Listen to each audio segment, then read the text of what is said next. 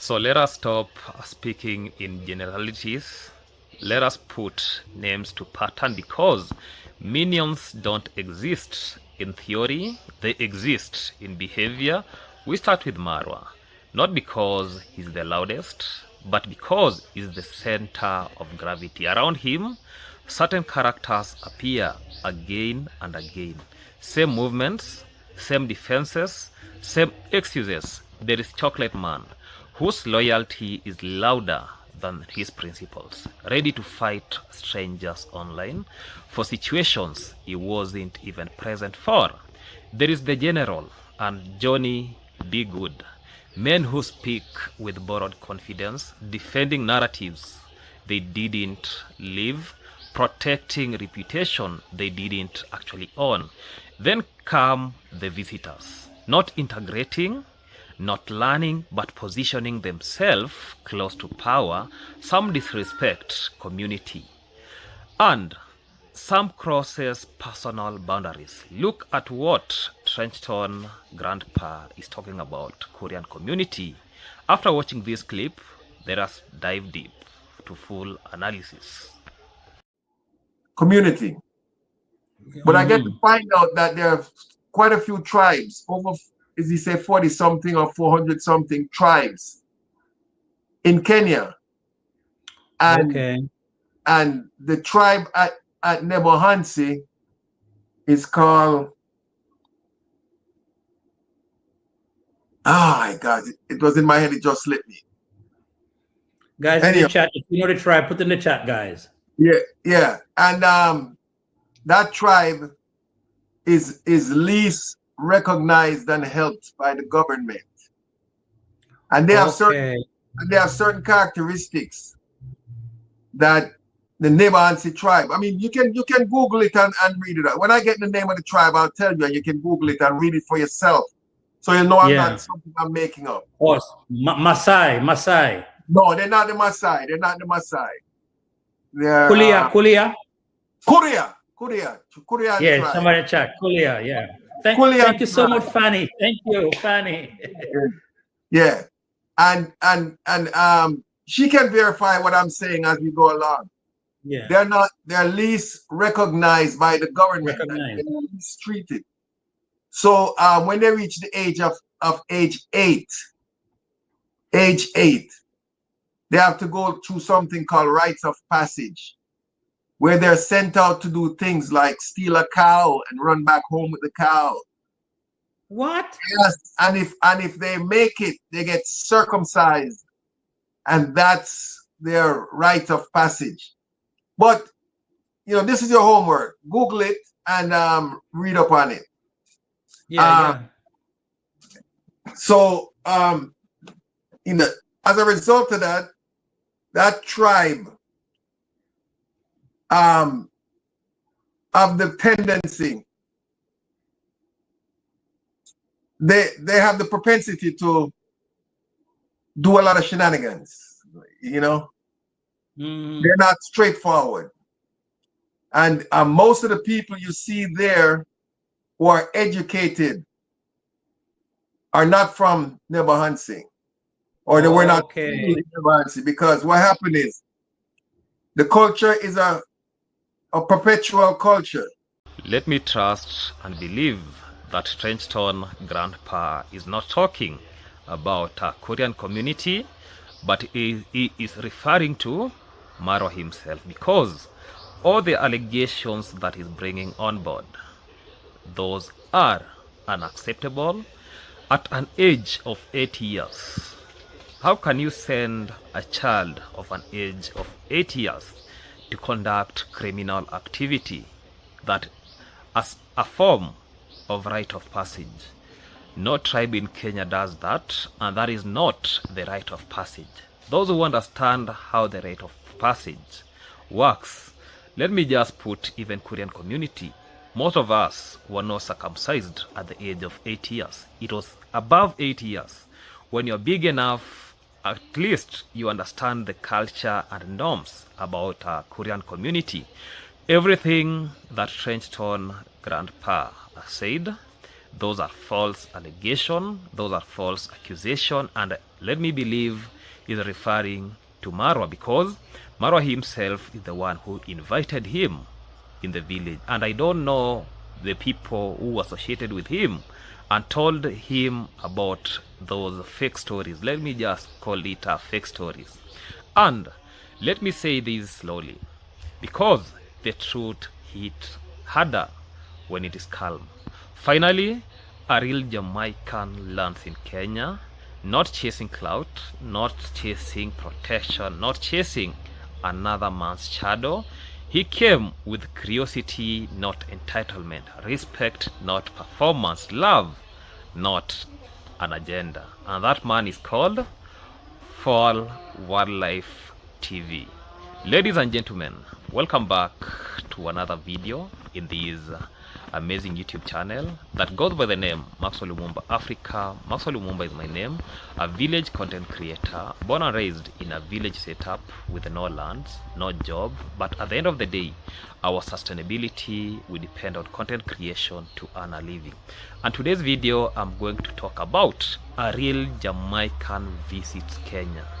And for those who have not subscribed to this amazing YouTube channel, make sure that you subscribe, like, comment, and share this video to other individuals so that any day, anytime I post any video, you people watch my video from the beginning till the end without skipping those ads.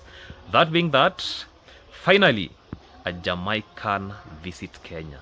Not a character, not a cosplay, not a man chasing relevance through another man's shadow. There before, we have seen a lot of Jamaican, some of them not real Jamaican, and I'll be discussing about these. They actually came because of Marwa. They came to see Marwa. And thereafterward, what happened? We are going to discuss about that. Let me speak about a Jamaican. First time on African soil, straight from Jamaican, landing in Kenya with curiosity instead of entitlement, respect instead of performance, and joy instead of drama. This is not fiction, this is contrast. Let me talk about the Jamaican who came with love, not agenda. Because when Fall Wildlife TV came to Kenya, the footage speaks before the man did. Masai Mara visit, giraffes, nyama choma sizzling, an open fire, Kereita forest where the cars rolls, uphill or neutral along the old Nairobi Naivasha road. Me never see nothing go kill people. Me never see that in my life. Look at that. Nobody inside. Uphill, let us go in, guys. Uphill. Crocodile and switch. You find a new man. Alright. We can see them singing, dances.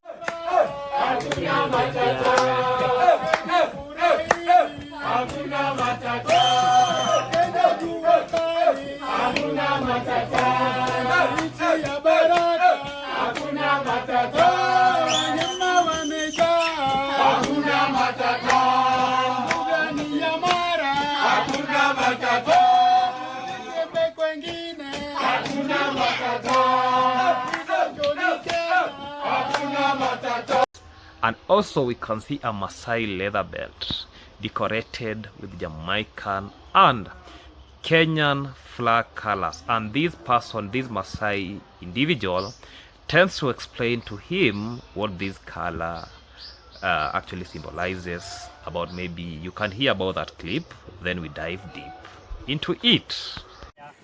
And as Maasai, we are very proud of you for coming and ride the safari with us. And here goes like most of the stuff that we really wanted to give you some gift. Remember, we're going to give you Maasai name. We wanted to go with Jamaica with just your name for. Yeah. But we've been preparing a name for so long. Yes, sir. And now, this is a belt. The belt has got like different colors. We put our Kenyan flag. And that's now we truly love our country. Yes.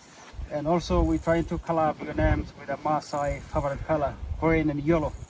The green color always represents like the land, vegetation. Yellow represent like a good health for women. So you will even see the outside of the women dress only on yellow. Black is the origin, the color of Africa, the color of Kenya. Now we have red, based on the blood that we shed during independence. Kenya is a British colony. We have the white representing peace. Peace. So we want you to go with peace back to Jamaica. Peace and love. I'll start with the bell. Let me say this. When you watch Fall Wildlife TV, there is no mocking, no savior complex, no village theater, just a Jamaican saying that this is beautiful. That's the difference. He didn't come to own Kenya. He came to experience Kenya. Let me talk about the other group, the 7 ferocious, the fake Jamaican. And the reason why I'm calling them the fake Jamaican is this. Because let me start by talking about the comparison nobody but everybody whispered. The 7 Jamaican who passed through the village spaces. All Jamaican with passport, but almost 10 years away from Jamaica. Diaspora detached, cultural disconnected, spiritual unmourned. Their minds separated from Jamaican's dignity, Jamaican cultural discipline, Jamaican humility, and they all had one thing in common. And that one thing is Marwa. Not Jamaica, not Africa, Marwa. Let us check on the patterns, not coincidence. Let us go name by name, not accusations, but public narrative and disabled pattern. Let's start with the Trenchtown grandpa, a man who publicly disrespected the Korean community, a whole tribe in Kenya, because when you bring out allegations that are 8 years old, when you're talking about 8 years old, the size of Brogan, Brogan is 8 years old. So when you say that the age of Brogan are being sent to steal some animals, and once they succeed stealing animals, that is a rite of passage in Korean community. So when they reach the age of age 8, they have to go through something called rites of passage, where they're sent out to do things like steal a cow and run back home with the cow. What? Yes, and if they make it, they get circumcised, and that's their rite of passage. Let me interject that that is not the case. Those are false accusations about the whole tribe. Nothing like that happens. I agree, we have a rite of passage of circumcision. That is part of Korean community. But even the age bracket that you have mentioned, it is not the true age, because in Korean community, men get circumcised at an age more than 8 years old, an age that somebody can learn about Korean culture, Korean norms, and can do everything. Actually, an age that you understand yourself. At 8 years old, you are still a child. How can you send a child to conduct criminal activity? That is not what is happening in Korean culture. That man is talking on behalf of Marwa himself, because Marwa is the one who invited him to Kenya. Now talking about Korean community, that's a big lie. Then later, he became involved in a village scandal involving a widow he claimed to be helping with school fee, where allegation surfaced that help came with expected sexual favors. Whether proven or not, the damage to trust was real. That is not Jamaican culture. That is power misuse. Let me say this about Jamaican uncle. For Jamaican uncle, he faced multiple allegations of improper behavior within the village environment. Again, not court judgment, but consistent discomfort reported by locals. When many people feel unease wisdom says, listen. Let me talk about the real, almost invisible, present, yet unseen. No integration, no contribution, no footprint. Actually a question mark walking. Then we had Jamaican grandma. I don't want to say anything about her. Let me talk about curly lifestyle. A diaspora figure crossed the border with a Dorina and caused a market scandal. Not because of identity, but because of cultural disregard, especially dressing and conduct in a conservative public space. Culture is not optional. Respect is not negotiable.